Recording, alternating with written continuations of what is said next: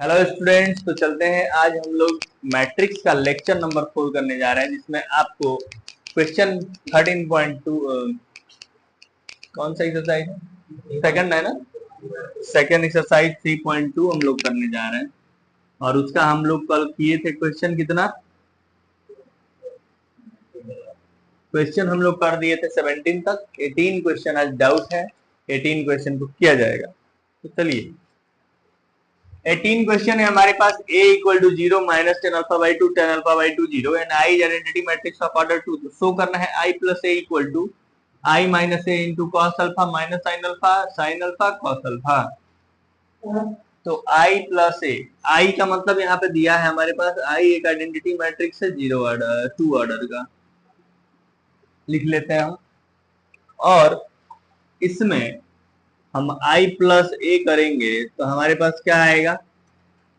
i plus ए करने पे यहाँ पर इसमें i में a को जोड़ो तो 1 में 0 को जोड़ोगे तो 1, जोड़ने सिखाए थे, कोरस्पॉन्डिंग एलिमेंट जुड़ता है। तो i प्लस ए माने 1 प्लस 0, और 0 plus minus 10 alpha by 2 minus 10 alpha by 2 है। 0 में 10 अल्फा बाई 2 जोड़ने पर 10 अल्फा बाई 2 है, 0 में 1 जोड़ने पर 1। अब हमें क्या करना है, हमें करना है कि i माइनस ए, ये तो ये RHS हो गया ना, ये जो भी शो करना है उसका RHS है। ये LHS पे आते हैं। अगर LHS भी हम शो करके इतना ही ला दें तो हो जाएगा कि प्रूफ हो गया। i minus A into cos alpha minus sine alpha.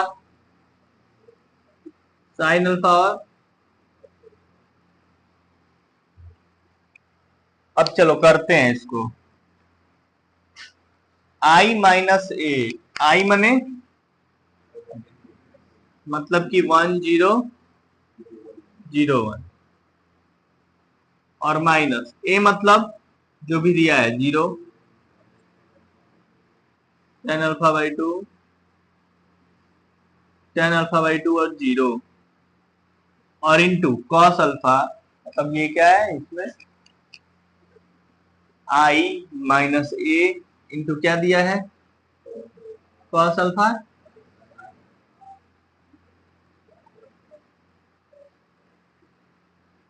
एक बात आप लोग बताइए, कॉस को tan में फॉर्मूला क्या होता है और साइन का tan में फॉर्मूला क्या होता है, ये आपको पता होना चाहिए। कॉस का tan में फॉर्मूला होता है 1 माइनस, हाँ 1 minus ten square alpha by 2 upon 1 plus, सारे ट्रिग्नोमेट्री के फॉर्मूला इंपॉर्टेंट है पूरे कैलकुलस, पूरे क्लास 12 के लिए। और साइन अल्फा बराबर क्या होता है 2 tan alpha by 2 upon 1 plus tan square alpha by 2। ठीक है, कैसे याद रहेगा? तो देखो यहाँ अल्फा अल्फा है तो यहाँ अल्फा बाई 2 है, तो दोनों में 1 plus tan square alpha by 2 tan square alpha by 2 नीचे है, तो दोनों में एक नीचे क्या होगा 1 plus tan square alpha by 2। एक में ऊपर होगा तो cos वाले में ऊपर होता है 1 minus tan square alpha by 2, sine में होता है 2 tan अल्फा बाई 2। ठीक है, याद रखना। अब यहाँ पे 1 माइनस 1 0 0 1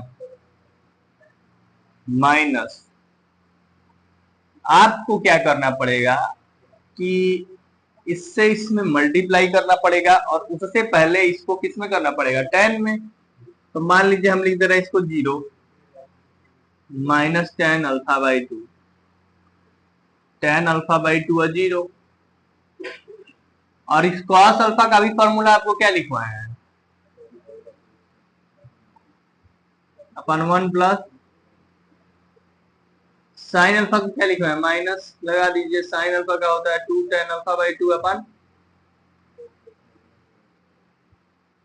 चलिए नीचे वाले में आइए, साइन अल्फा को क्या लिख सकते हैं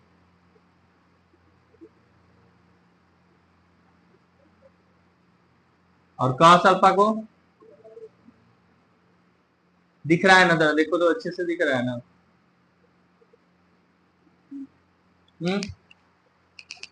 अब मैं एक काम करता हूं, हर जगह tan अल्फा बाई 2 इतना लिखने की जगह मैं साइड में कहीं यहाँ पे let tan alpha by two को टी लेट कर लेता हूँ, और लास्ट में जब क्वेश्चन सॉल्व हो जाएगा तो टी के जगह हम लोग क्या कर दिया जाएगा, टेन अल्फा बाई टू लिख दिया जाएगा। तो नीचे देखेंगे तो ये आ जाएगा क्या, 1001 माइनस ये क्या है 0 माइनस टी, टी और इसमें मल्टीप्लाई क्या हो जाए 1 minus T square upon 1 plus ये माइनस 2t अपन 1 प्लस, और यहाँ 2t अपन 1 प्लस और ये 1 minus T square upon 1 plus, ठीक ना। चलिए अब आइए इधर, ये 1 यहाँ देखिए 1001 ये तो रहने दीजिए, ठीक ना। अब इसमें मल्टीप्लाई करने सिखाए थे, कैसे मल्टीप्लाई होगा, 0 से इसमें होगा माइनस टी से इसमें होगा।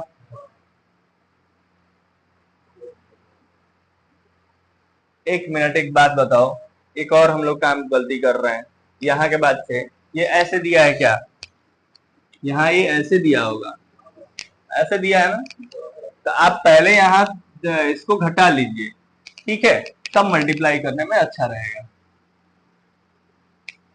तो जब हम लोग घटा लेंगे तो 1 में से 0 गया 1, और 0 में से माइनस टी गया तो 0 में से माइनस टी गया तो माइनस टी, और 1 में से 0 गया तो 1, और यहाँ क्या लिखेंगे 1 minus T square minus 2t अपन 1 प्लस टी स्क्वायर, ये 1 minus T square upon 1 plus T square है, और यहाँ पे होगा 2t अपन 1 प्लस, और यहाँ 1 minus T square upon 1 plus, ठीक है। अब चलते हैं इसको मल्टीप्लाई करते हैं, 1 इंटू दिस और t इंटू दिस, तो 1 इंटू ये क्या हो जाएगा 1 इंटू इसमें मल्टीप्लाई होगा तो 1 minus T square upon 1 plus, 1 से होता है तो वही होता है, मल्टीप्लाई तो ऐसे ही होगा, t से इसमें होगा तो 2t स्क्वायर अपन 1 प्लस, इससे इसमें और इससे इसमें, यही होता है ना जी। हाँ ये ऐसे चलता है, ऐसे चलो यहाँ आओ, तो यहाँ करोगे तो 1 इंटू माइनस 2t, तो माइनस 2t अपन 1 प्लस टी स्क्वायर, और t into plus t into, तो t से इसमें मल्टीप्लाई होगा तो 1 में t से होगा तो t हो जाएगा, माइनस टी स्क्वायर में होगा तो t क्यूब अपन, ये आएगा। चलो इसमें फिर अब नीचे वाले से इसमें होगा तो माइनस टी से इसमें होगा तो minus T plus T cube अपन 1 plus T square plus 1 into 2t अपन 1 प्लस टी स्क्वायर, अब फिर माइनस टी इंटू इससे इसमें और इससे इसमें, तो minus T into minus 2t square upon, अब प्लस 1 से इसमें होगा तो 1 minus T square upon 1 plus, सही है। चलो अब देखो इस तीन दोनों के नीचे सेम है तो एलसीएम लोगे, तो जब दोनों के नीचे सेम है तो 1 प्लस टी स्क्वायर ऐसे लिख दोगे, और 1 माइनस टी स्क्वायर और प्लस 2t स्क्वायर ऊपर वैसे ही ऐड हो जाएगा ना जब एलसीएम नहीं हो, तो यहां भी एलसीएम ले लो, 1 प्लस टी स्क्वायर दोनों के नीचे एलसीएम, तो यहां minus 2t plus T minus T cube, आ रहा है समझ में। थोड़ा सा प्रोसेस लेंदी है लेकिन करना तो पड़ेगा ही इतना। यहाँ देखो 1 प्लस टी स्क्वायर, अब देखो यहाँ माइनस टी आया प्लस यहाँ टी क्यूब आया प्लस यहाँ 2t आया, और यहाँ जब करेंगे तो 1 प्लस टी स्क्वायर जब एलसीएम लेंगे तो यहाँ आया 2t square plus 1 minus T square, यही आया ना, बोलो।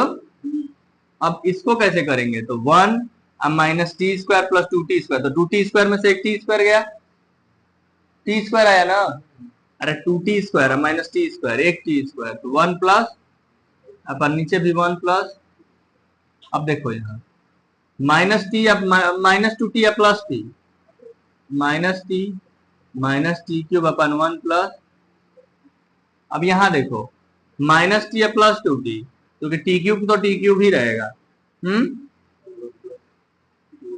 प्लस टी हो जाएगा अपन 1 प्लस, यहाँ भी 1 प्लस टी स्क्वायर पहले ही लिख लो, अब ये क्या हो जाएगा 2t स्क्वायर में से एक टी स्क्वायर गया, टी स्क्वायर माने 1 प्लस अब जरा एक बात बताओ तुम लोग, यहाँ आओ, यहाँ देखो, 1 plus T square upon 1 plus T square cut जाएगा, बोलो तो कट के क्या आएगा 1। यहां से अभी यहां भी देखोगे तो क्या आ जाएगा 1। तो यहाँ तो 1 आ चुका है, बट अब यहाँ की बात करते हैं, यहाँ की बात, यहाँ देखो माइनस टी अगर कॉमन ले ले बाबू, तो यहाँ ऊपर में क्या बचेगा 1 है, या प्लस टी स्क्वायर है ना, टी क्यूब था तो एक माइनस टी कॉमन ले लो, एक मिनट, टी क्यूब था तो यहाँ 1 प्लस टी स्क्वायर, तो ये इससे कैंसिल हो जाएगा, यहाँ टी कॉमन हो जाएगा, तो यहाँ भी 1 plus T square upon 1 plus T square, इससे ये कैंसिल हो जाएगा, तो यहाँ आएगा 1 माइनस टी, टी और 1, और उसके बाद 1 को 1 लिख दो और माइनस टी को माइनस, टी की जगह क्या लेट किए हैं tan अल्फा बाई 2, यहाँ टी की जगह tan अल्फा बाई 2 और 1, और यही आया है क्या RHS, RHS हमारा यही है ना 1 माइनस tan अल्फा, तो LHS बराबर हैंस ट्रू। तो इस तरीके से ये क्वेश्चन को पहले LHS को हम करके लाए थे, इतना RHS को करके ला दिए थे, ये RHS नहीं था यार, यही तो LHS था, LHS था और ये RHS था, LHS सॉल्व किए और उसके बाद RHS सॉल्व किए, दोनों इक्वल दिखा दिए, ठीक है, समझ में आया, तो इसको पहले नोट करिए। प्रॉब्लम है, वर्ड प्रॉब्लम देखिए, A trust fund has 30,000 that must be invested in 2 different types of bond। NCERT खोलिए क्वेश्चन नंबर 3.2 का 19 नंबर, सब लोग बुक में देखो, पढ़ो इसको। क्वेश्चन क्या दिया है कि trust fund has 30,000 that must be invested in 2 different type of bond। 30,000 को 2 बॉन्ड में इन्वेस्ट करना चाहता है, ठीक है, 30,000 रुपया है, हमको 2 बॉन्ड में इन्वेस्ट करना है। अब ऐसा मत मान लेना कि 15,000, वो ये भी तो हो सकता है कि 5,000, 25,000, 10,000, 20,000, 2 बॉन्ड में इन्वेस्ट करना है, ठीक है। The first bond page 5% interest per year, first bond जो है वो 5% इंटरेस्ट पर ईयर पे, मतलब फर्स्ट बॉन्ड पे उसको कितना इंटरेस्ट मिल रहा है 5, और सेकेंड बॉन्ड जो पे कर रहा है उसको 7% इंटरेस्ट पर ईयर, प्रत्येक साल सेकेंड बॉन्ड पे कितना मिल रहा है 7%। Using matrix multiplication determine how to divide 30,000 among in these 2 types of bond if trust fund must be obtain an annual total interest of 1,800 और यहाँ 2,000। वो कितना 30,000 को इन्वेस्ट कर दिया 2 भाग में, एक में मान लो कि कुछ पैसा इन्वेस्ट किया, एक भाग में कुछ पैसा 30,000 का इन्वेस्ट किया, वो पहले भाग का कितना 5% इंटरेस्ट आ रहा है उसका, दूसरे का 7%, तो कह रहा है कि दोनों को मिलाकर, मैट्रिक्स मल्टीप्लिकेशन से ये बताइए कि दोनों को मिलाकर उसे एनुअली 1800 का इंटरेस्ट आए और एक बार 2,000 का इंटरेस्ट आए। 2 क्वेश्चन है, तो 1800 पे मैं कर दे रहा हूँ, 2,000 पे आप कर लीजिएगा, जैसे 1800 का होगा वैसे 2,000 का होगा। तो मान लीजिए स्टेटमेंट है हमारे पास कि फंड टोटल कितना है, क्वेश्चन नंबर 19 है, टोटल फंड कितना है 30,000, लेट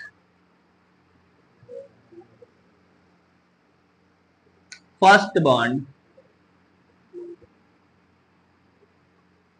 फर्स्ट फंड, पहला फंड मान लेते हैं x एंड सेकंड भी 30,000 माइनस, ठीक ना, तो फंड एक x हो गया, एक 30,000 माइनस x हो गया। पहला कह रहा है कि पहले पे 5% इंटरेस्ट, तो आप मैट्रिक्स को ऐसे बनाइए ना, एक x कर लीजिए, एक ठीक, अब ये यही ना हुआ x और एक 30,000 माइनस x, मैट्रिक्स बना लिए। एक मैट्रिक्स किस ऑर्डर का है ये 1 क्रॉस, तो एक मैट्रिक्स बना लीजिए 2 क्रॉस 1, तभी ना इधर 1800 लिखेंगे, इंटरेस्ट आपको 1800 मिल रहा है, माने ये 1800 क्या है 1 क्रॉस 1 का मैट्रिक्स है, जब आपको ये 1x1 का मैट्रिक्स आ रहा है, माने हम 1x2 में किससे मल्टीप्लाई करेंगे तो 1x1 आएगा, यहाँ 2 है तो मल्टीप्लाई तो हो जाएगा, तभी ना 1x1 का आएगा ये। हाँ बोलो, समझ में आ रहा है?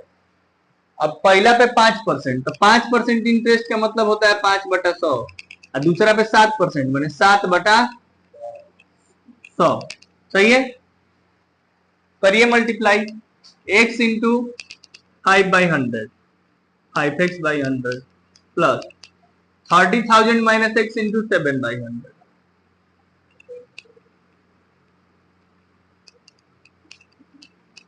ये कितना हो गया? 1800 के बराबर हो गया, ये हो गया ना। अब चलो, दोनों के नीचे 100 है तो 100 एलसीएम हो जाएगा, ये हो जाए 5x प्लस 7 से इसमें मल्टीप्लाई होगा तो 7 3 का 21, और लगा दीजिए इसके पीछे 4 जीरो। हाँ, -7x बराबर 1800, तो 5x माइनस 7x क्या हो जाएगा? ये तो 2,10,000 हो गया ना अब। और -2x हो जाएगा, ये बराबर 100 से इसमें मल्टीप्लाई होगा तो ये हो जाएगा 1,80,000। हाँ, तो ये 2x को उधर भेज दीजिए, 1,80,000 को इधर लेते आइए, तो 2,10,000 में से 1,80,000 जाएगा तो बराबर 2x, तो x बराबर एक 15,000 आया, तो दूसरा भी क्या होगा? हाँ, x आया 15,000, तो 30,000 माइनस x में दूसरा भी क्या आएगा? 15,000 आएगा। 15,000 आंसर आ गया, समझ में आया? तो बॉन्ड वो 15,000 में इन्वेस्ट करेगा तो क्या आएगा आपका? इंटरेस्ट 1,800 रुपया आ जाएगा। पहले बॉन्ड पे 5% का फायदा, दूसरे बॉन्ड पे 5, तो लिख दोगे कि let the invested fund be 15,000 and 50,000 answer. ठीक है, नोट करिए।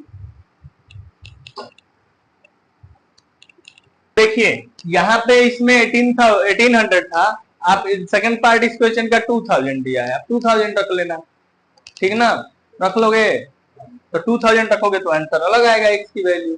ठीक, चले अब चलते हैं नेक्स्ट नंबर में। तो नेक्स्ट नंबर भी वर्ड प्रॉब्लम है, और वर्ड प्रॉब्लम मैं समझा दे रहा हूं, लेकिन आप लोग इसको करिएगा। देखिए दिया है कि books of a particular school has 10 दर्जन केमिस्ट्री बुक, 8 दर्जन फिजिक्स बुक एंड 10 दर्जन इकोनॉमिक्स बुक। भाई, और their selling prices are 18, 80, 60 and 40 each. तो भाई ईच, मैं स्टेटमेंट नहीं लिख रहा हूँ, थोड़ा सा जल्दी में बता रहा हूँ। तो ये बताओ कि 10 दर्जन केमिस्ट्री बुक है, मैंने 10 दर्जन केमिस्ट्री बुक मैंने 120 केमिस्ट्री बुक, ठीक, और 8 दर्जन फिजिक्स बुक है, तो 8 दर्जन मैंने 12 गुणे 8, एक दर्जन में 12 किताब, तो 12 गुणे 8 96 फिजिक्स बुक है। और अगर मैं इसको ऐसे लिखूंगा कि 120 96 और इसको लिखूंगा 10 दर्जन इकोनॉमिक्स बुक मैंने 120, हाँ, तो इसका अमाउंट, टोटल अमाउंट पूछ रहा है, टोटल अमाउंट कैसे निकलेगा? ये दिया है कि 80 रुपया एक किताब का है, 80 रुपया यहाँ लिख दो, केमिस्ट्री वाला 80 से गुणा हो जाएगा, ये 60 से गुणा हो जाएगा, 120 वाला कितना, क्योंकि दिया है कि ईच किताब, प्रत्येक केमिस्ट्री की बुक 80 रुपया, प्रत्येक फिजिक्स की बुक 60 रुपया, और प्रत्येक 40 रुपया। तो ये 1 गुना 3 हो गया, ये 3 गुना 1 हो गया, ये अमाउंट नहीं निकल जाएगा 1x1 में? हाँ आएगा, ये 3 3 तो सेम हो गया, तो 1x1 ही करना आएगा, गुणा कर लेना, हाँ, गुणा करके जोड़ लोगे, आंसर आ जाएगा। इतना कम कर सकते हो ना। चलो अब देखो 21 और 22 नंबर क्वेश्चन।